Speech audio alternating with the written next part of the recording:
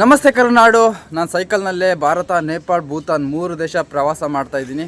So ಕರ್ನಾಟಕದಲ್ಲಿ ತುಂಬ ಕರ್ನಾಟಕದಲ್ಲಿ ಒಂದು 100ಕ್ಕೆ 10% ಕೂಡ ನನಗೆ ಗೊತ್ತಿಲ್ಲ.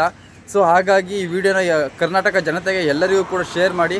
ನಾನಿವಾಗ ಇದ್ದೀನಿ ಒಡಿಶಾದಲ್ಲಿ, ಪೂರಿಯಲ್ಲಿದ್ದೀನಿ. ಪೂರಿ ಇಲ್ಲಿಂದ ಒಂದು 10 ಕಿಲೋಮೀಟರ್ ಹಿಂದೆ ಇದೆ. ನಾನು ನಿನ್ನೆ ಬಂದು ಇದೇ ಪೆಟ್ರೋಲ್ ಪಂಪಲ್ಲಿ ಸ್ಟೇ ಮಾಡಿದ್ದೆ. ಸೊ ನಿನ್ನೆ ಎಲ್ಲ ಪೂರಿ ಎಲ್ಲ ನೋಡಿದ್ದಾಯಿತು, ಲಾಸ್ಟ್ ವಿಡಿಯೋದೆಲ್ಲ ನೋಡಿದ್ದೀರಾ. ಇವಾಗ ನಾನು ಹೋಗ್ತಾ ಇರೋದು ಒಡಿಶಾದ ಕ್ಯಾಪಿಟಲ್ ಸಿಟಿ ಭುವನೇಶ್ವರ್ ಕಡೆ ಹೋಗ್ತಾ ಇದ್ದೀನಿ. ಅದು ಇಲ್ಲಿಂದ ಒಂದು 40 ಕಿಲೋಮೀಟರ್ ಅಷ್ಟೇ ಇದೆ. ಸೊ ಭುವನೇಶ್ವರಲ್ಲಿ ತುಂಬ ಪ್ರಾಚೀನ ಕಾಲದ ಮಂದಿರಗಳಿವೆ ಮತ್ತು ಮ್ಯೂಸಿಯಮ್ಗಳಿವೆ, ಇನ್ನೂ ಹಲವಾರು ನೋಡೋಂಥ ಸ್ಥಳಗಳಿವೆ. ಅವನ್ನೆಲ್ಲದೂ ಕೂಡ ನಿಮಗೆ ತೋರಿಸೋದಕ್ಕೆ ಹೋಗ್ತಾ ಇದ್ದೀನಿ. ಬನ್ನಿ ಇವಾಗ ವಿಡಿಯೋ ಶುರು ಮಾಡೋಣ, ಇಲ್ಲಿಂದ ಹೊರಡೋಣ. ಬೆಳಗ್ಗೆಯಿಂದ ಟೀ ಕುಡ್ದಿಲ್ಲ, ಇವಾಗ ಒಂದು ಫ್ರೀಯಾಗಿ ಟೀ ಕೇಳೋಣ. ಏನು ಹೇಳ್ತಾರೋ ಗೊತ್ತಿಲ್ಲ. ಭಯ್ಯ ಚಾಯ್ ಹೇ, 0 ಮನಿ ಟ್ರಾವೆಲ್, ಪೈಸಾ ನೈ ಯಾತ್ರಾ, ಏಕ್ ಚಾಯ್ ಸರ್. ಟೀ ಮಾತ್ರ ಯಾರು ಕೂಡ ಇಲ್ಲ ಅನ್ನೋದಿಲ್ಲ, ಆದರೆ ನಾಷ್ಟ ಊಟ ಅದೇ ಅಪರೂಪ ಕೊಡೋದು. ಟೀ ಮಾತ್ರ ಎಲ್ಲರೂ ಕೊಡ್ತಾರೆ. ಸೊ ಇವಾಗ ಟೀ ಕುಡ್ಕೊಂಡು ಇಲ್ಲಿಂದ ಭಯ್ಯ ಭುವನೇಶ್ವರ್ ಕಿತ್ನಾ ಕಿಲೋಮೀಟರ್? 30 ಕಿಲೋಮೀಟರ್. ಇಲ್ಲಿಂದ 30 ಕಿಲೋಮೀಟರ್ ಇದೆ ಭುವನೇಶ್ವರ್. ಸೊ ಹೊರಡೋಣ. ಸೊ ಈ ಹೋಟೆಲ್ ಹತ್ರ ಬಂದಾಗ ಅಣ್ಣವರು ಟೀ ಏನು ಕುಡಿತೀಯಾ, ನಾಷ್ಟನೂ ಮಾಡು ಅಂತ ಹೇಳಿ ನಾಷ್ಟನೂ ಫ್ರೀಯಾಗಿ ಕೊಡ್ತಿದ್ದಾರೆ. ತುಂಬ ಥ್ಯಾಂಕ್ ಯು ಭಯ್ಯ. ಇವ್ರ ನಾಮ ಕ್ಯಾ? ಹಾಂ, ನಿಪ್ಪು ಅಂತ. ಇದು ನೋಡಿ ವಡೆ ಯಾವ ಥರ ಇದೆ ವಡೆ. ಮತ್ತು ಏನು ನಾಮ ಕ್ಯಾ? ಬೋಲ್ಡರ್. ಇದು ಪೂರಿ, ಆಲೂ ವಡ, ಉಪ್ಪಿಟ್ಟಿದು. ಹಾಂ, ಉಪ್ಮಾ ನೋಡಿ ಉಪ್ಪಿಟ್ಟು. ಸೊ ಇವಾಗ ಬೆಳಗ್ಗೆ ಇನ್ನೂ 7:30 ಆಗಿದೆ ಅಷ್ಟೇ. ಸೊ ಆಲೇ ನನಗೆ ತಿಂಡಿ ಸಿಗ್ತಾ ಇದೆ, ತುಂಬ ಖುಷಿ ಆಗ್ತಾ ಇದೆ. बुला रहा हूँ अब कल ये वो दुकान है ना मेरा, चाय बिस्किट खाए जाएंगे. मैं इधर से बुला के तो गाड़ी लेके चला आया. ಓ ಮೈ ಗಾಡ್, साइड में चला आया. ಸೊ ಅಣ್ಣವರು 1 ಕಿಲೋಮೀಟ್ರಿಂದ ಫಾಲೋ ಮಾಡ್ಕೊಂಡು ಬಂದಿದ್ದಾರೆ ನನಗೆ ಟೀ ಮತ್ತು ಬಿಸ್ಕೆಟ್ ಕೊಡಬೇಕಂತ. ಸೊ 1 ಕಿಲೋಮೀಟ್ರ್ ಇವಾಗ ವಾಪಸ್ ಹೋಗ್ತಾ ಇದ್ದೀನಿ. ಇವಾಗ ಮಾತಾಡ್ಸಿದ್ರಲ್ಲ ಅವರು ಅಂಗಡಿ ಹತ್ರ ಕರ್ಕೊಂಡು ಹೋಗ್ತಿದ್ದಾರೆ. ಟೀ ಮತ್ತು ಬಿಸ್ಕೆಟ್ ತಿನ್ನೋದು ಬನ್ನಿ ಅಂತ. ಇವರೇ ನೋಡಿ, ಅವರು ಇದ್ದಾರೆ. ಓಕೆ ನೋಡಿ, ಈ ಅಂಗಡಿ ಬಿಟ್ಟು ಪಾಪ ಈ ಅಣ್ಣ 1 ಕಿಲೋಮೀಟ್ರ್ ಹಾಗೆ ಮುಂದೆ ಬಂದಿದ್ದಾರೆ. ನನಗೆ दो लीजिए खाने के लिए दे रहे हैं. खाना नाश्ता हो गया? थोड़ा सा बिस्किट चाहिए, थोड़ा सा. ಹಾಂ, ಓಕೆ, ಥ್ಯಾಂಕ್ ಯು. ಸೊ ಅಲ್ಲಿ ಒಂದು 2 ಕಿಲೋಮೀಟರ್ ಹಿಂದೆ ಒಬ್ಬರು ನಾಷ್ಟ ಸೇವೆ ಮಾಡಿದ್ರು, ನಾಷ್ಟ ಕೊಟ್ಟರು, ಅದು ತಿನ್ಕೊಂಡು ಬಂದೆ. ಇಲ್ಲಿ ಕೂಡ ನಾಷ್ಟ ಮಾಡು ಅಂತಂದರು. ಟೀ ಬಿಸ್ಕೆಟ್ ಸಾಕು ಅಂತ ಹೇಳಿದ್ದೀನಿ. ಅವ್ರ ಹತ್ರ ಹೋಗಿ ಮಾತಾಡೋಣ ಬನ್ನಿ. ಭಯ್ಯ ಜೈ ಶ್ರೀರಾಮ್. जय श्री राम. ಇವರ ನಾಮ ಕ್ಯಾ? अर्जुन. ಓಕೆ, ಥ್ಯಾಂಕ್ ಯು, ಧನ್ಯವಾದ. जय जगन्नाथ. ನೋಡಿ, ಒಂದು ಮಣ್ಣಿನ ಕಪ್ಪಲ್ಲಿ ಟೀ ಕೊಟ್ಟಿದ್ದಾರೆ.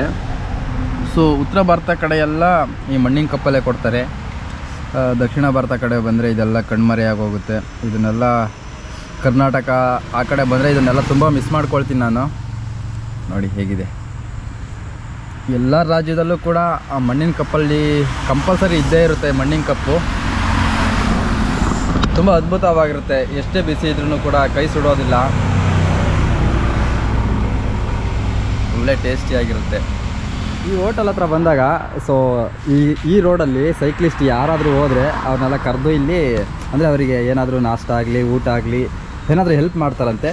ಸೊ ಈ ಜಾಗಕ್ಕೆ ಬಂದಾಗ ಒಬ್ಬರು ಕನ್ನಡದವ್ರು ಸಿಕ್ಕಿದ್ದಾರೆ.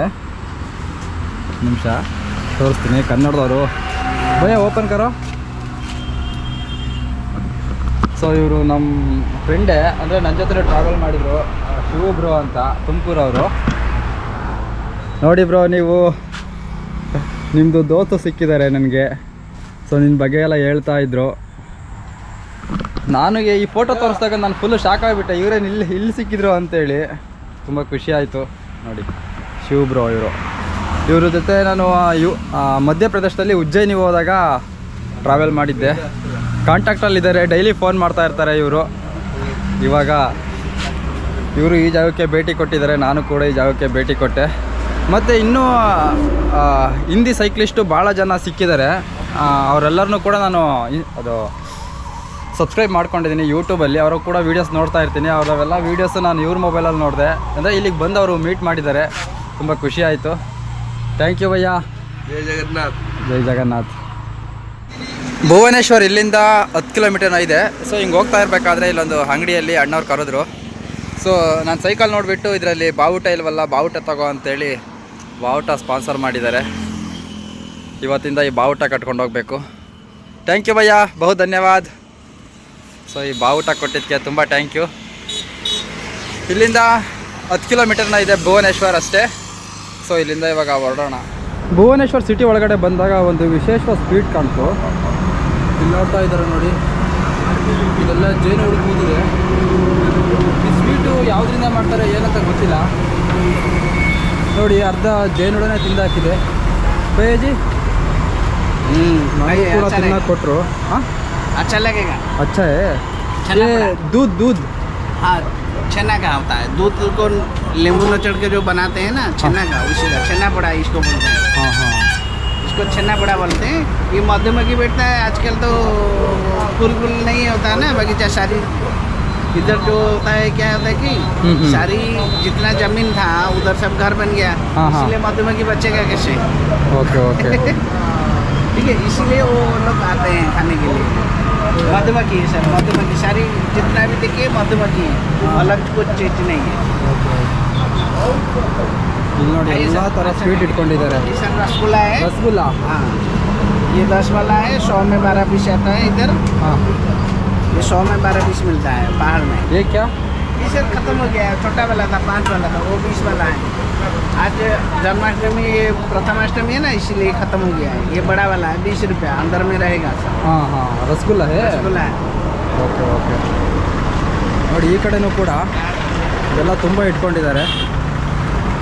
ಈ ಜೇನುಳ ನೋಡಿ ಗುರು, ಇದೇ ಒಂದು ಜೇನು ಕೂಡ ಆಗಿದೆ. ಇದರೊಳಗಡೆ ಬರೋದಕ್ಕೆ ಭಯ ಆಗುತ್ತೆ. नाक रखा है, देखिए छेना पड़ा. ಸೊ ಈ ಸ್ವೀಟ್ ಕೊಟ್ಟಿದ್ದಾರೆ, ಟೇಸ್ಟ್ ಮಾಡೋಣ ಯಾವ ಥರ ಇರುತ್ತೆ ನೋಡೋಣ.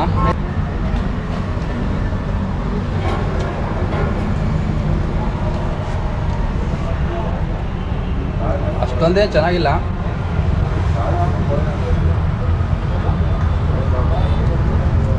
ಎಲ್ಲಿ ಅಂದರೆ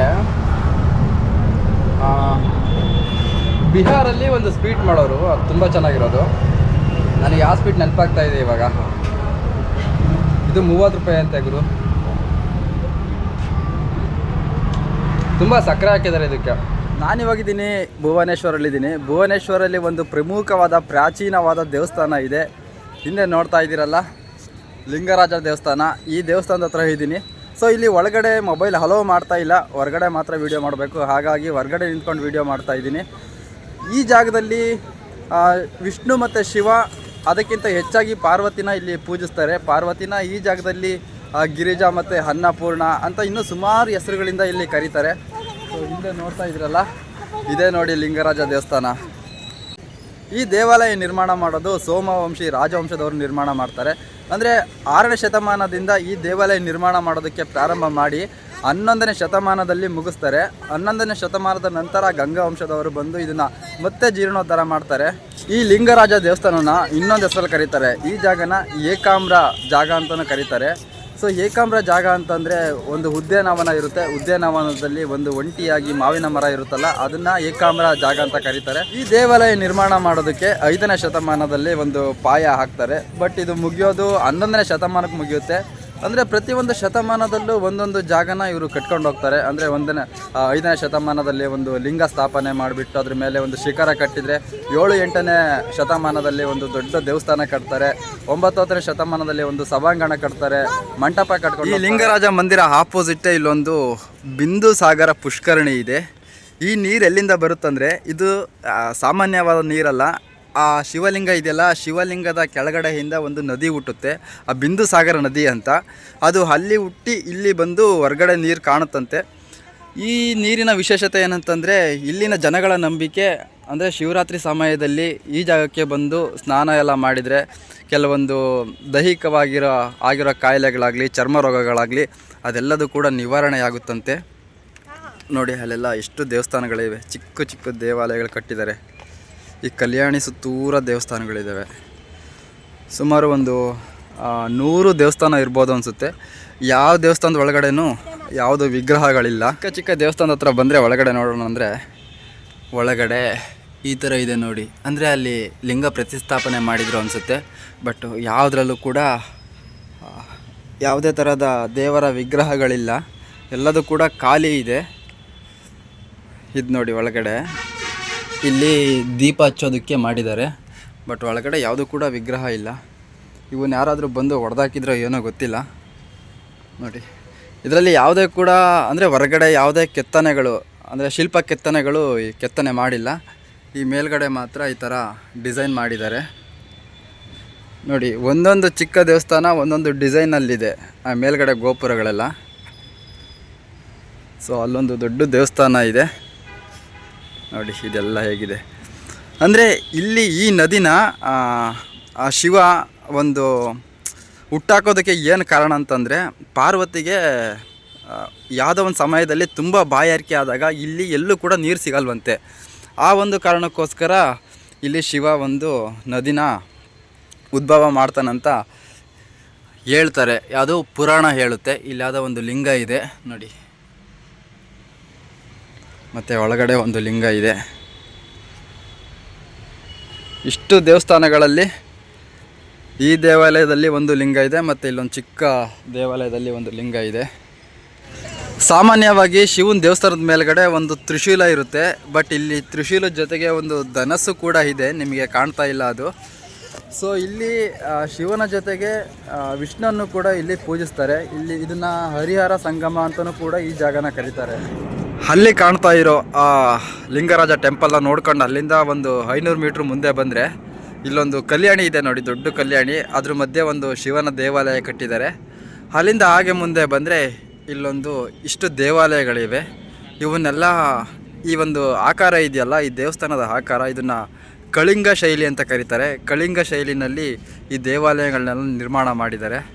ಸೊ ಇಲ್ಲೊಂದು ಕಲ್ಯಾಣಿ ಇದೆ. ಈ ಕಲ್ಯಾಣಿದು ಇಲ್ಲೇ ಹೆಸರು ಮೆನ್ಷನ್ ಮಾಡಿದ್ದಾರೆ, ಗೋದಾವರಿ ಕುಂಡ ಅಂತ. ಇದು ನೋಡಿ ಇಷ್ಟು ಚಿಕ್ಕದು ಗೋದಾವರಿ ಕುಂಡ.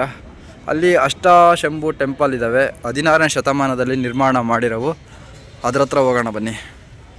ಅದರೊಳಗಡೆ ಇನ್ನೇನು ಶಿವನ ಮೂರ್ತಿಗಳಿರ್ತವೆ. ಶಿವನ ಮೂರ್ತಿಗಳು ಕೂಡ ಇಲ್ಲ ಇದರಲ್ಲಿ, ಒಳಗಡೆ ಎಲ್ಲ ಖಾಲಿನೇ ಇದೆ. ಒಂಥರ ಇಲ್ಲಿಗೆ ಬಂದಾಗ ನನಗೆ ಯಾವ ಥರ ಫೀಲ್ ಆಗ್ತಾ ಇದೆ ಅಂದರೆ, ಕರ್ನಾಟಕದಲ್ಲಿ ಅದು ಐಹೊಳೆ, ಪಟ್ಟದಕಲ್ಲು, ಆ ಊರಲ್ಲಿ ಈ ಥರ ದೇವಸ್ಥಾನಗಳು ಇರ್ತವೆ ಗೊತ್ತಾ, ಎಲ್ಲವೂ ದೇವಸ್ಥಾನಗಳಿರ್ತವೆ ಬಟ್ ಎಲ್ಲ ಖಾಲಿ ಇರ್ತಾವಲ್ಲ, ಆ ಥರ ಇಲ್ಲಿ ದೇವಸ್ಥಾನಗಳಿದ್ದಾವೆ. ಈ ಜಾಗದಲ್ಲಿ ಈ ದೇವಸ್ಥಾನಗಳ ಹೆಸರೆಲ್ಲ ಮೆನ್ಷನ್ ಮಾಡಿದ್ದಾರೆ ನೋಡಿ. ಅಷ್ಟಾಶಂಭು ಟೆಂಪಲ್ ಇದು. ಸೊ ಒಡಿಶಾದಲ್ಲೂ ಬರೆದಿದ್ದಾರೆ, ಇಂಗ್ಲೀಷಲ್ಲೂ ಬರೆದಿದ್ದಾರೆ.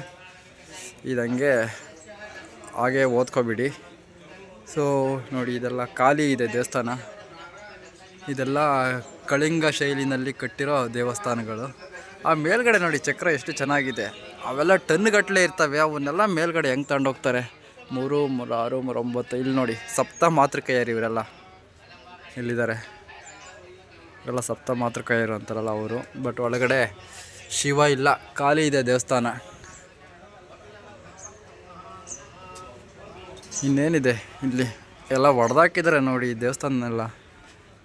ಇಲ್ಲಿ ಗಣಪತಿ ವಿಗ್ರಹಗಳಿವೆ 2, ಅದಕ್ಕೆಲ್ಲ ಕೇಸರಿ ಬಳೆದು ಬಿಟ್ಟಿದ್ದಾರೆ. ಸೊ ಇಲ್ಲಿ ಉಗ್ರ ನರಸಿಂಹ ಇದೆ ನೋಡಿ, ಉಗ್ರ ನರಸಿಂಹ ಒಬ್ಬನ ಹೊಟ್ಟೆ ಬಗಿತಾ ಇರೋದು. ಸೊ ಇಲ್ಲಿ ಯಾವುದಿದೆ? ಇಲ್ಲಿ ವಿಷ್ಣು ಇದೆ ಇದು. ಸೊ ಇಲ್ಲಿ ನಂದೀಶ ಇದ್ದಾರೆ, ಒಳಗಡೆ ಶಿವ ಇದ್ದೇ ಇರ್ತಾರೆ.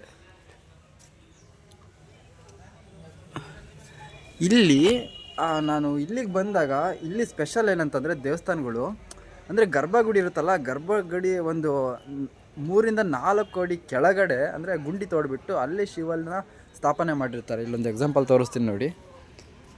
ಎಷ್ಟು ಕೆಳಗಡೆ ಅದನ್ನು ಸ್ಥಾಪನೆ ಮಾಡಿದ್ದಾರೆ. ಯಾವುದನ್ನು ಕೂಡ ನಾವು ನೇರವಾಗಿ ನೋಡೋದಕ್ಕಾಗೋದಿಲ್ಲ. ಅಂದರೆ ದೇವಸ್ಥಾನ ಗರ್ಭದ ಗುಡಿ ಒಳಗಡೆ ಹೋಗಿ ಅಲ್ಲಿ ಒಳಗಡೆ ಲಿಂಗ ಇರುತ್ತೆ, ಅದನ್ನು ನೋಡ್ಬೋದು. ಮತ್ತು ಅಲ್ಲಿ ಲಿಂಗರಾಜ ಟೆಂಪಲ್ ಇದೆಯಲ್ಲ, ಆ ದೇವಸ್ಥಾನದೊಳಗಡೆ ನಾವು ಲಿಂಗನೆಲ್ಲ ಕೈಯಲ್ಲೇ ಮುಟ್ಬೋದು, ಮತ್ತು ನಾವು ಕೂಡ ಅಭಿಷೇಕ ಮಾಡ್ಬೋದು. ಅದೊಂದು ಖುಷಿಯಾದ ವಿಚಾರ. ಇಲ್ಲೂ ನೋಡಿ ಇಲ್ಲೊಂದು ಲಿಂಗ ಇದೆ, ಇದು ಕೂಡ ಕೆಳಗಡೆನೇ ಇದೆ. ಇಲ್ಲೊಬ್ರು ಈ ಊರಿನ ಹಿರಿಯರಿದ್ದಾರೆ, ಇವ್ರ ಹತ್ರ ಒಂದು ಇದು ಯಾವುದು ಕಲ್ಯಾಣಿ ಅಂತ ಕೇಳೋಣ. ಭೈಜಿ ನಮಸ್ಕಾರ. ಏ ಮಂದಿರ್ ನಾಮ್ ಕ್ಯಾ? लिंगराज मंदिर भुवनेश्वर ये भोलेनाथ है। बो- ओ ये चंदन का हाँ। चंदन होगा, हाँ हाँ इसी में बैठ के भोग खाने के लिए बता रहे। कौन खाना हाँ वो जो जगत है, समझ नहीं. वो जो भगवान ने डंगा में नहाए चाप खलते, हाँ हाँ इसी विश्राम करके भोग लगाते हैं। हाँ हाँ इसे भोग का ಈ मंडप ಜಾಗದಲ್ಲಿ ಬಂದು ಕಾನ है। हाँ खाना बनाते हैं। ದೇವ್ರು. वो जो मंदिर है उसे विश्राम करते हैं। Okay okay. ओके इसी खाना खाते उधर विश्राम करते हैं। ಅಲ್ಲಿ ದೂರ ಕಾಣ್ತಾ ಇರೋ ವಿಶ್ರಾಮ ಮಾಡೋದಕ್ಕೆ ಅಂದರೆ ಸುಧಾರಿಸ್ಕೊಳ್ಳೋದಕ್ಕೂ ಮತ್ತು ಊಟ ಮಾಡೋದಕ್ಕೂ ಸ್ನಾನ ಮಾಡೋದಕ್ಕೂ ಲಿಂಗರಾಜ ದೇವರು ಈ ಜಾಗಕ್ಕೆ ಬರೋರಂತೆ. ಆ ಶಿವ ಮಂದಿರ ನೋಡ್ಕೊಂಡು ಹಾಗೆ ಮುಂದೆ ಬಂದರೆ ಇಲ್ಲೊಂದು ಸಂಗ್ರಹಾಲಯ ಇದೆ. ಇದು ವಸ್ತು ಸಂಗ್ರಹಾಲಯ ಅಲ್ಲ, ಇದು ಅಸ್ಥಿ ಪಂಜರ ಸಂಗ್ರಹಾಲಯ. ಅಂದರೆ ಇಲ್ಲಿ ಯಾವುದು ಹಳೆ ಕಾಲದ ಏನೋ ರಾಜ ಮಹಾರಾಜರವರೆಲ್ಲ ಬಳಸ್ತಾ ಇದ್ರಲ್ಲ ಆಯುಧಗಳಾಗಲಿ ಆ ಥರ ಯಾವುದು ಕೂಡ ಇಲ್ಲಿಲ್ಲ. ಅಂದರೆ ಪ್ರಾಣಿಗಳ ಅಸ್ಥಿ ಪಂಜರ ಮತ್ತು ಕೆಲವೊಂದು ಪಕ್ಷಿಗಳ ಅಸ್ಥಿ ಪಂಜರ, ಕೆಲವೊಂದು ಹಾವುಗಳು ಅವನ್ನೆಲ್ಲ ಇಲ್ಲಿ ಜೋಡಿಸಿದ್ದಾರೆ. ಸೊ ಒಳಗಡೆ ಹೋಗೋಣ, ನೋಡೋಣ ಬನ್ನಿ. ಸಂಗ್ರಹಾಲಯ ಒಳಗಡೆ ಬಂದಾಗ ಟಿಕೆಟ್ ಏನಿಲ್ಲ, ಜಸ್ಟ್ ಎಂಟ್ರಿ ಮಾಡಿಸ್ಕೊಳ್ತಾರೆ ಅಷ್ಟೇ. ನಮ್ಮದು ಫೋನ್ ನಂಬರ್ ಆಗಲಿ, ಎಲ್ಲಿಂದ ಬಂದಿದೆ, ಎಷ್ಟು ಜನ ಬಂದಿದ್ದೀರಾ ಅದನ್ನೆಲ್ಲ ಎಂಟ್ರಿ ಮಾಡಿಸ್ಕೊಂಡು ಒಳಗಡೆ ಬಂದರೆ ಇಲ್ಲೇನೋ ಫೋಟೋಸ್ ಇದೆ ನೋಡಿ ಗುರು. ವಾವ್, ನನಗಂತೂ ಈ ಥರ ನೋಡಬೇಕಂದ್ರೆ ತುಂಬ ಇಷ್ಟ ಆಗುತ್ತೆ. ನನಗೆ ಈ ಥರ ಅಂದರೆ ಸಿಕ್ಕಾಪಟ್ಟೆ ಇಷ್ಟ ಇವದೆಲ್ಲ ನೋಡಬೇಕಂದ್ರೆ. ನೋಡಿ ಹೇಗಿದಾವೆಲ್ಲ, ಇವೆಲ್ಲ ತೇಜಸ್ವಿನ ಇಷ್ಟಪಡೋರಿಗೆ ಇದು ನಿಜವಾಗ್ಲೂ ತುಂಬಾ ಇಷ್ಟ ಆಗುತ್ತೆ. ಇಲ್ಲೊಂದು ಬರ್ಡ್ಸ್ ಇದೆ ನೋಡಿ, ಇದು ನಿಜವಾದ ಬರ್ಡ್ಸು. ಸೊ ಅದು ಹಾಗೆ ಡೆತ್ ಆಗಿ ಡ್ರೈ ಆಗಿದೆ, ಅದನ್ನ ಹಾಗೆ ಇಟ್ಟಿದ್ದಾರೆ. ಇದ್ರ ಬಗ್ಗೆ ಡೀಟೇಲ್ಸ್ ಇಲ್ಲಿದೆ ನೋಡಿ, ಡೀಟೇಲ್ಸ್ ಇಟ್ಟು. ಸೊ ಇದು ನಮ್ಮ ಹಳ್ಳಿ ಕಡೆ ಎಲ್ಲ ಇದನ್ನು ನೋಡಿದ್ದೀನಿ ನಾನು. ಅಂದರೆ ರಾಗಿ ಆಗಲಿ ಭತ್ತ ಆಗಲಿ ಅದನ್ನು ಹಾಕಿದರೆ ಅಲ್ಲಿಗೆ ಬರ್ತಾ ಇರುತ್ತೆ ಇದು. ಸೊ ಒಳಗಡೆ ಹಾಗೆ ಮುಂದೆ ಬಂದರೆ ವಾವ್, ಸೂಪರ್ ಆಗಿದೆ ಹುಡುಗರು. ಇದು ನಿಜವಾದ ಪಕ್ಷಿ ಇದು, ಅದಾಗೆ ಡ್ರೈ ಆಗಿದೆ, ಅದ್ರ ಮೇಲೆಲ್ಲ ಪೇಂಟ್ ಮಾಡಿದ್ದಾರೆ ಅಷ್ಟೇ. ಆ ಕಾಲುಗಳು ಅದೆಲ್ಲ ನೋಡಿ, ಎಲ್ಲದೂ ಕೂಡ ಹಾಗೆ ಇದೆ. ವಾವ್, ಸೂಪರ್ ಆಗಿ. ಬಟ್ ಈ ಪಕ್ಷಿ ಹೆಸರು ಇಲ್ಲೆಲ್ಲ ಮೆನ್ಷನ್ ಮಾಡಿದ್ದಾರೆ ನೋಡಿ. ಈ ಪಕ್ಷಿ ಇದು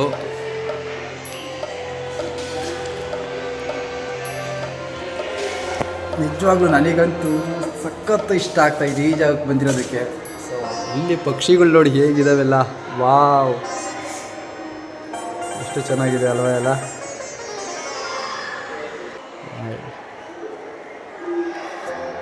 ಇಲ್ಲಿರೋದು ನಿಜವಾದ ಮುಳ್ಳಂದಿ ನೋಡಿ ಇದು. ಬಟ್ ಡೆತ್ ಆಗಿದೆ, ಅದು ಹಂಗೆ ಅದೇನೋ ಕೆಮಿಕಲ್ ಹಾಕ್ಬಿಟ್ಟು ಹೀಗೆ ಇಟ್ಟಿದ್ದಾರೆ ಇಲ್ಲಿ. ಸೊ ಇದು ಇಂಥ ಜಾಗದಲ್ಲಿ ವಾಸ ಮಾಡುತ್ತಂತೆ. ಈ ದಟ್ಟ ಅರಣ್ಯ ಬೇರೆ ಇದೆ. ಇಲ್ಲಿ ನರಿ ನೋಡಿ, ಇದು ನರಿ, ಇದು ಕೂಡ ನಿಜವಾದ ನರಿ. ಸತ್ತೋದಾದ ನಂತರ ಇದಕ್ಕೆಲ್ಲ ಕೆಮಿಕಲ್ ಅದೆಲ್ಲ ಹಾಕ್ಬಿಟ್ಟು ಅದನ್ನ ಹಂಗೆ ಡ್ರೈ ಮಾಡಿ ಆ ಸ್ಮೆಲ್ ಬರ್ದಂಗೆ ಕೊಳಿದಂಗೆ ಆ ಥರ ಅದೇ ಥರ ಇಟ್ಟಿದ್ದಾರೆ ಇಲ್ಲಿ.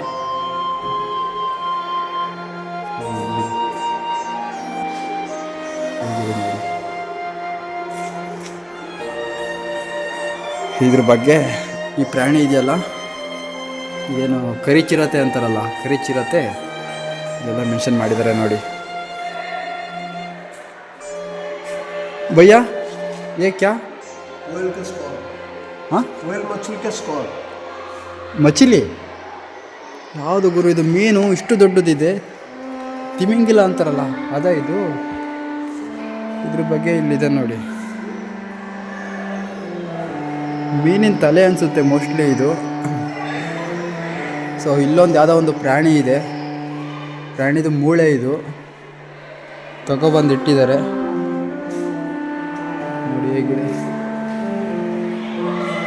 ಓ, ಇದು ಆನೆ ತಲೆ ನೋಡಿ, ಇದು ಆನೆ ತಲೆ ಇದು. ಸೊ ಇಲ್ಲಿದೆ ನೋಡಿ.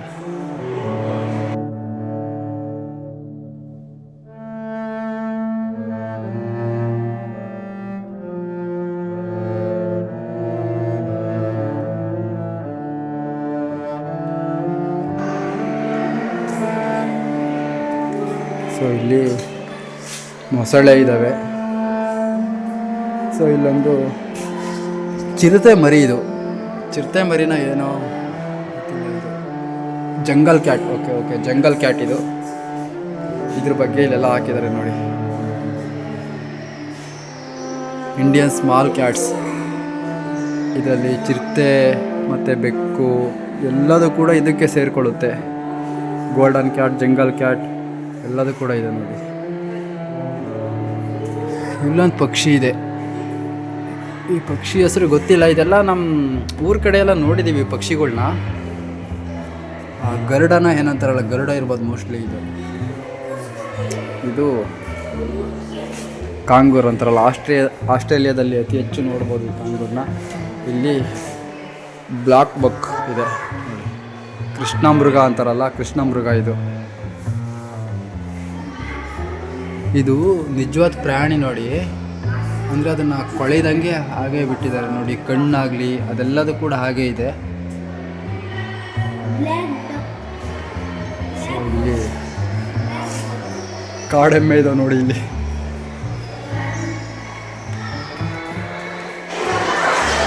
ಅದೆಲ್ಲ ನೋಡ್ಕೊಂಡು ಹಾಗೆ ಮುಂದೆ ಬಂದರೆ ಇಲ್ಲೂ ಕೆಲವೊಂದು ಪ್ರಾಣಿಗಳ ತಲೆಗಳು ಅದೆಲ್ಲದೂ ಕೂಡ ಇದೆ. ಸೊ ಇಲ್ಲಿ ಅಂತೆ. Thank you. ವಾವ್, ಕಾಳಿಂಗ ಸರ್ಪಗಳು ನೋಡು ಗುರು ಇಲ್ಲಿ ಹೆಂಗಿದಾವೆ. ಕಾಳಿಂಗ ಸರ್ಪಗಳು, ನವಿಲು, ಜಿಂಕೆ.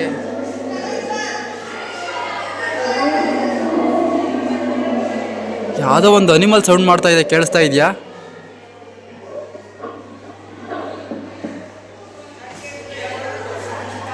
ನೋಡಿ ಗುರು ಎಷ್ಟು ಚೆನ್ನಾಗಿದೆ ಇದು. ಇಲ್ಲಿ ನೋಡಿ ಹುಲಿ ಇದೆ. ಸೂಪರ್ ಆಗಿದೆ ಇದು. ಸೊ ಇಲ್ಲಿಂದ ಮುಂದೆ ಬಂದರೆ ಕಾಡು ಪ್ರಾಣಿಗಳು, ಕಾಮನ್ ಅನಿಮಲ್ಸ್ ಇವೆಲ್ಲ ನೋಡಿ ಎಷ್ಟು ಚೆನ್ನಾಗಿದ್ದಾವೆ ಎಲ್ಲ. ಅಂದರೆ ಇದೆಲ್ಲ ಸ್ಟಿಕ್ಕರ್ ಮಾಡಿ ಹಾಕಿದ್ದಾರೆ. ಸೊ ಇಲ್ಲಿ ಏನಿದೆ ಅಂದರೆ ಇದು ಬೀಡಿ ತಯಾರಿಕೆ ಮಾಡ್ತಾರಲ್ಲ, ಆ ಬೀಡಿ ಎಲೆಗಳು ಮತ್ತು ಇದೆಲ್ಲ ಪ್ಲೇಟ್ ಮಾಡ್ತಾರಲ್ಲ, ಅದೆಲ್ಲ ಮರಗಳು ಇವು ನೋಡಿ. ಸಾಲ್ ಫಾರೆಸ್ಟ್, ಸಾಲ್ ಫ್ಲವರ್ಸ್ ನೋಡಿ. ಈ ಹೆಸರೆಲ್ಲ ಮೆನ್ಷನ್ ಮಾಡಿದ್ದಾರೆ. ತುಂಬ ಅದ್ಭುತವಾಗಿದೆ ಅಲ್ವಾ? ಅಂಡಮಾನ್ ಮತ್ತು ನಿಕೋಬಾರಲ್ಲಿ ಅತಿ ಹೆಚ್ಚು ಕಾಣೋ ಪಕ್ಷಿ ಅಂದರೆ ಇದೆ ಅನಿಸುತ್ತೆ. ಮತ್ತು ಅಲ್ಲಿದ್ದಾರೆ ನೋಡುಗರು ಕಾಡು ಮನುಷ್ಯರು. ಅಲ್ಲೊಂದಿದೆ ನೋಡಿ ಹಾರ್ನ್ಬಿಲ್ಸ್, ಮಂಗಟ್ಟೆ ಪಕ್ಷಿ ಅಂತಾರಲ್ಲ, ಮಂಗಟ್ಟೆ ಪಕ್ಷಿ ಅಲ್ಲಿದೆ. ಸೊ ಇದೆಲ್ಲ ಈ ಅಂಡಮಾನ್ ಮತ್ತು ನಿಕೋಬಾರ್, ಐಸ್ಲ್ಯಾಂಡಲ್ಲಿ ಅತಿ ಹೆಚ್ಚು ಕಾಣುತ್ತೆ ಅನಿಸುತ್ತೆ. ಇಲ್ಲೊಂದು ಬರ್ಡ್ಸ್ ಇದೆ. ಇಲ್ಲಿ ಒಳಗಡೆ ಏನೋ ಇದೆ ನೋಡಿ, ಅಲ್ಲಿ ಫಿಶ್ ಇದೆ. ಮತ್ತಿನ್ನೂ ಏನೋ ಡಿಫ್ರೆಂಟಾಗೆಲ್ಲ ಇದೆ ಒಳಗಡೆ. ಅಸ್ಸಾಂ ರಾಜ ನೋಡಿ ಹೆಂಗಿದ್ದಾನೆ ಇಲ್ಲಿ. ರೈನೋಸ್, ಗೆಂಡಾಮೃಗ ಅಂತಾರಲ್ಲ, ಅಸ್ಸಾಂಬಲ್ಲಿ ಮಾತ್ರ ಇದು ಯಾವುದು ಕಜಿರಂಗ ನ್ಯಾಷನಲ್ ಪಾರ್ಕಲ್ಲಿ ಇವು ಒಂಥರ ಮೇಕೆ ಕುರಿ ಥರ ಅಡ್ಡಾಡ್ತಾ ಇರ್ತವೆ ಈ ಪ್ರಾಣಿಗಳು.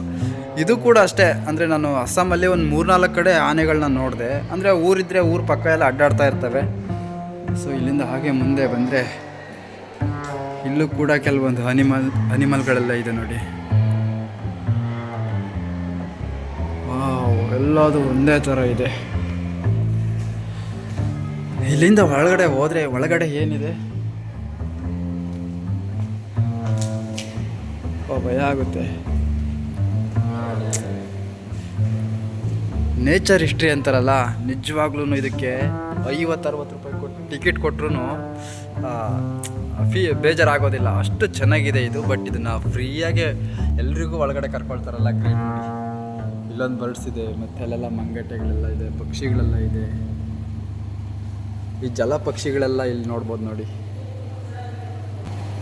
ಸೊ ಇಲ್ಲಿ ಮರಗಳ ಮೇಲೆ ಸರ್ಕಸ್ ಮಾಡ್ತಾವಲ್ಲ, ಆ ಪ್ರಾಣಿಗಳಿದಾವೆ ನೋಡಿಲ್ಲ.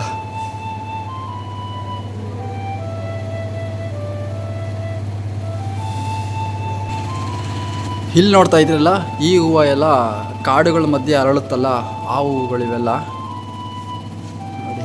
ಕೆಳಗಡೆನೂ ಹಾಕಿದ್ದಾರೆ, ನಾರ್ತ್ ಈಸ್ಟ್ ಇಂಡಿಯಾ ಅಂತ ಎಲ್ಲ ಹಾಕಿದ್ದಾರೆ. ಅಂದರೆ ಇವೆಲ್ಲ ಎಲ್ಲ ಮನೆಗಳ ತಗೋ ಇತ್ತೀಚೆಗೆ ಶೋ ಗಿಡಗಳಾಗಿ ಬೆಳೆಸ್ತಾ ಇದ್ದಾರೆ. ಮತ್ತು ಇಲ್ಲೊಂದು ನೋಡಿ ಪ್ರಾಣಿ ಪಕ್ಷಿಗಳು ಏನೇನೋ ಇದೆ ಗುರು ಇಲ್ಲಿ. ಮತ್ತು ಇಲ್ಲಿ ಬಂದರೆ ಇಲ್ಲೊಂದು ಚಿರತೆ ಇದೆ ನೋಡಿ, ಚಿರತೆ ಇದೆ. ಮತ್ತು ಇಲ್ಲೊಂದು ಮಂಗಟ್ಟೆ ಪಕ್ಷಿ ಇದೆ ನೋಡಿ, ಎಷ್ಟು ದೊಡ್ಡದು ನೋಡು ಗುರು ಇದು ಮಂಗಟ್ಟೆ ಪಕ್ಷಿ. ಆ ತಲೆ ನೋಡಿ ಹಂಗಿದೆ. ಸೊ ಇಲ್ಲಿ ಯಾವುದೋ ಒಂದು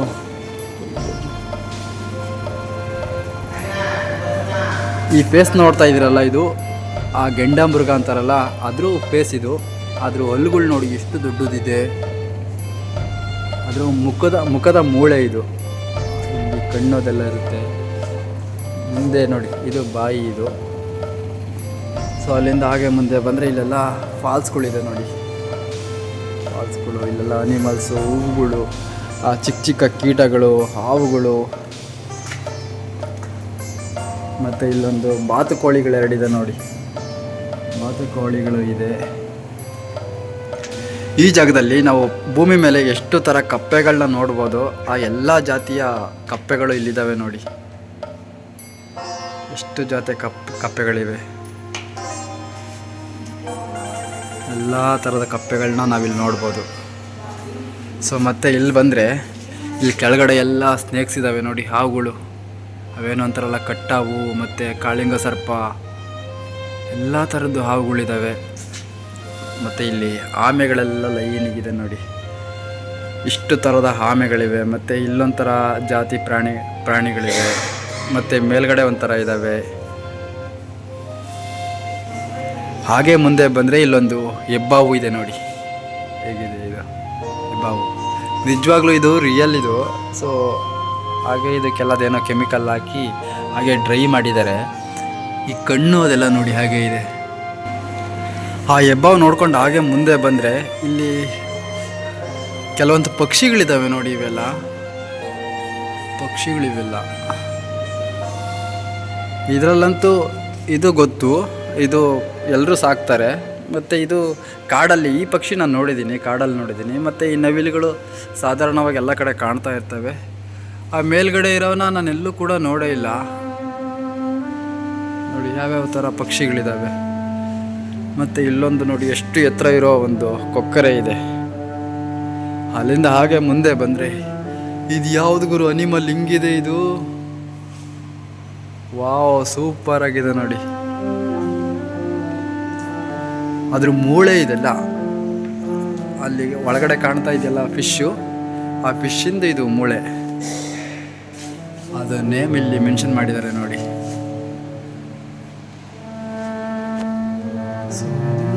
ಈ ಕಡೆ ಮುಖ ನೋಡೋಣ ಬನ್ನಿ, ಹೇಗಿದೆ ನೋಡಿ ಇದು. ವಾವ್, ಸಖತ್ತಾಗಿದೆ ಅಲ್ವಾ. ಈ ಫಿಶ್ ನೋಡ್ತಾ ಇದ್ರಲ್ಲ, ಇದು ನಿಜವಾದ ಫಿಶ್ ಇಲ್ಲಿದೆ ನೋಡಿ. ಇದನ್ನೇ ಎತ್ಕೊಂಡು ಬಂದು ಈ ಕಡೆ ಇಟ್ಟಿದ್ದಾರೆ. ಅಂದರೆ ಅದರಲ್ಲಿರೋ ಮಾಂಸ ಎಲ್ಲ ತೆಗೆದಿದ್ದಾರೆ, ಜಸ್ಟ್ ಮೂಳೆ ಮಾತ್ರ ಹಾಗೇ ಇದೆ. ಈ ಫೋಟೋನು ಇಲ್ಲಿ ಮೆನ್ಷನ್ ಮಾಡಿದ್ದಾರೆ.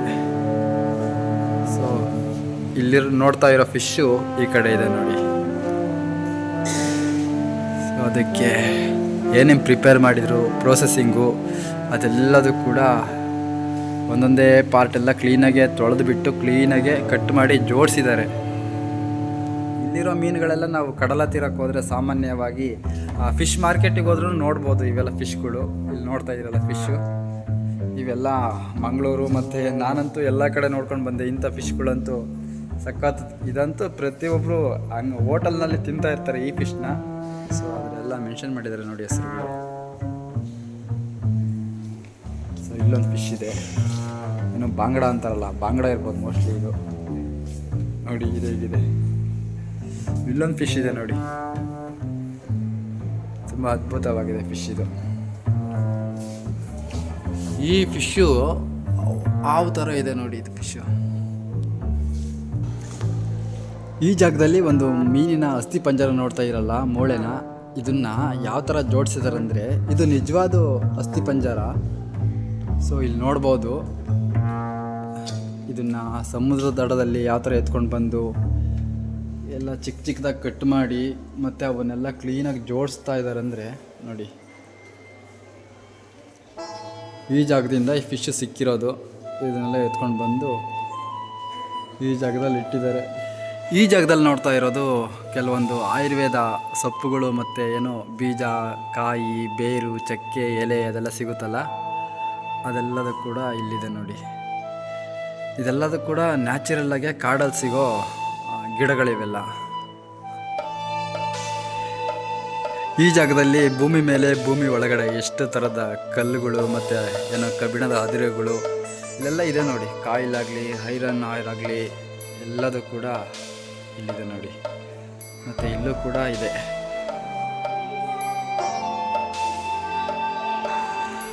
ಅಲ್ಲಿಂದ ಹಾಗೆ ಮುಂದೆ ಬಂದರೆ ಇಲ್ಲಿ ಆಫ್ರಿಕನ್ ಗೋರಿಲ್ಲ ಇದೆ ನೋಡಿ.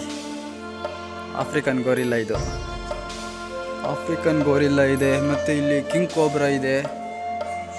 ಕಿಂಗ್ ಕೋಬ್ರಾ ಮತ್ತು ಇದೇನು ನಾವು ಉಡ ಅಂತೀವಲ್ಲ, ಉಡನೂ ಕೂಡ ಇದೆ. ಇಲ್ಲೇನೋ ಇದೆ ನೋಡಿ. ಇದು ಈ ಜಾಗದಲ್ಲಿ ನಾವು ನೋಡ್ತಾ ಇರೋದು ಗೆಂಡಮೃಗದ ಸಂಪೂರ್ಣವಾದ ಅಸ್ಥಿ ಪಂಜರ ನೋಡಿ. ಇದರಲ್ಲಿ ಯಾವುದೂ ಕೂಡ ಯಾವ ಮೂಳೆನೂ ಕೂಡ ಮಿಸ್ ಆಗಿಲ್ಲ. ಎಲ್ಲದೂ ಕೂಡ ಕ್ಲೀನಾಗಿ ತಗೊಬಂದು ಜೋಡಿಸಿದ್ದಾರೆ ನೋಡಿ ಹೇಗಿದೆ. ಇಲ್ಲಿ ಕಾಣ್ತಾ ಇದೆಯಲ್ಲ ಈ ಗೆಂಡಮೃಗ, ಅದ್ರದ್ದೇನೆ ಇದು ಮೂಳೆ. ಸೊ ಇನ್ನು ಹಾಗೆ ಮುಂದೆ ಬಂದರೆ ವಾ, ಇದು ಬಟರ್ಫ್ಲೈ ಚಿಟ್ಟೆಗಳದಿದು. ಚಿಟ್ಟೆಗಳು ಇಷ್ಟು ಥರ ಇದೆ ನೋಡಿ. ಚಿಟ್ಟೆಗಳು ತುಂಬ ಅದ್ಭುತವಾಗಿದ್ದಾವೆ ಚಿಟ್ಟೆಗಳು ಮಾತ್ರ. ಸೊ ಇಲ್ಲಿ ಬಂದರೆ ಮೊಟ್ಟೆಗಳಿದೆ ನೋಡಿ. ಇಲ್ಲಿ ಅಲ್ಲೊಂದು ಚಿಕ್ಕ ಪ್ರಾಣಿ ಕಾಣ್ತಾ ಇದೆ ನೋಡಿ, ಇಂಡಿಯನ್ ಗಾರ್ಡನ್ ಲೆಸರ್ಡ್ ಅಂತ. ಅದ್ರ ಮೊಟ್ಟೆಗಳು ನೋಡಿ ಹೇಗಿದೆ, ಚಿಕ್ಕ ಚಿಕ್ಕ ಮರಳಲ್ಲಿಟ್ಟಿದೆ. ಮತ್ತು ಅಲ್ಲಿ ಟರ್ಕಿ ಕೋಳಿ ಅಂತೀವಲ್ಲ, ಅದ್ರದ್ದು ಕೂಡ ಮೊಟ್ಟೆಗಳು, ಎಲ್ಲ ಥರದ್ದು ಮೊಟ್ಟೆಗಳಲ್ಲಿದೆ ನೋಡಿ. ಅದು ಯಾವುದಾದ್ರು ಪಕ್ಷಿ ಇದೆಯೋ ಆ ಮೊಟ್ಟೆಗಳನ್ನ ತಗೊಬಂದು ಇಲ್ಲಿ ಜೋಡಿಸಿದ್ದಾರೆ. ಅಂದರೆ ಯಾವ್ಯಾವ ಜಾಗದಲ್ಲಿ ಅದು ಮೊಟ್ಟೆ ಇಡುತ್ತೆ, ಯಾವ್ಯಾವ ಥರ ಗೂಡು ಕಟ್ಟುತ್ತೆ ಅಂತ ಅದೆಲ್ಲದೂ ಕೂಡ ಇಲ್ಲಿ ತೋರಿಸಿದ್ದಾರೆ ನೋಡಿ. ಇದು ಏನು ಮೊಸಳೆ ಮೊಟ್ಟೆ ಅನಿಸುತ್ತೆ. ಇದೊಂದಿದೆ ನೋಡಿ.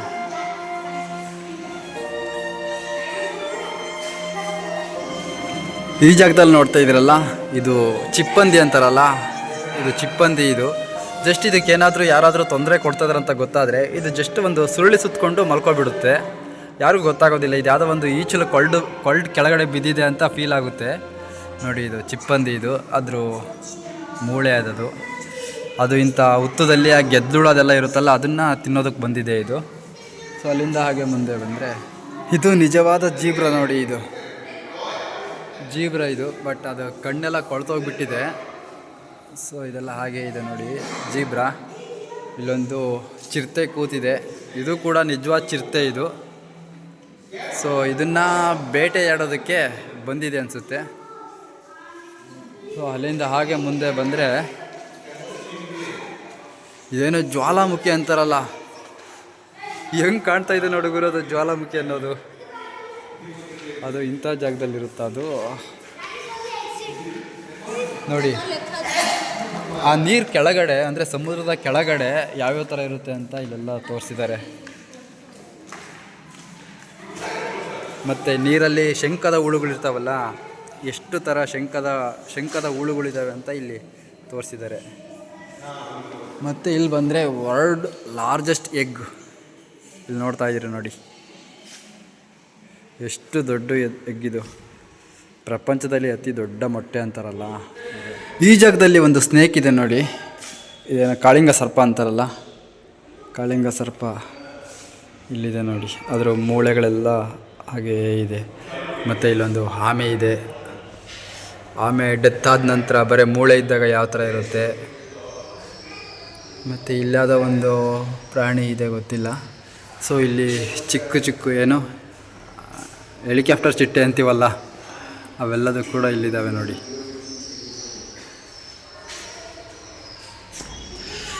ಹಾಗೆ ಅದನ್ನೆಲ್ಲ ನೋಡ್ಕೊಂಡು ಹಾಗೆ ಮುಂದೆ ಬಂದರೆ ಇಲ್ಲಿ ಆನೆಯ ಅಸ್ಥಿ ಪಂಜರ ನೋಡಿ. ಇದು ಹೇಗಿದೆ, ಆನೆ ಅಸ್ಥಿ ಪಂಜರ ಇದು. ಆ ದಂತಗಳು ಅದೆಲ್ಲದೂ ಕೂಡ ಹಾಗೇ ಇದೆ ನೋಡಿ. ಹೇಗೆ ಕಾಣ್ತಾ ಇದೆ ಆನೆ ಅಸ್ಥಿ ಪಂಜರ.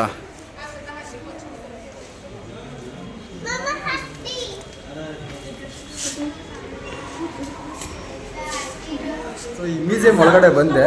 ನಾನು ಹೆಸರೆಲ್ಲ ಟೈಪ್ ಮಾಡಿದ್ದೆ ಇಲ್ಲಿಗೆ ಬಂದಾದ ನಂತರ ನಾನು ಇಲ್ಲಿ ಸಂತೋಷ್ ಸೈಕ್ಲಿಸ್ಟ್ ಅಂತ ಬರೆದಿದ್ದೆ.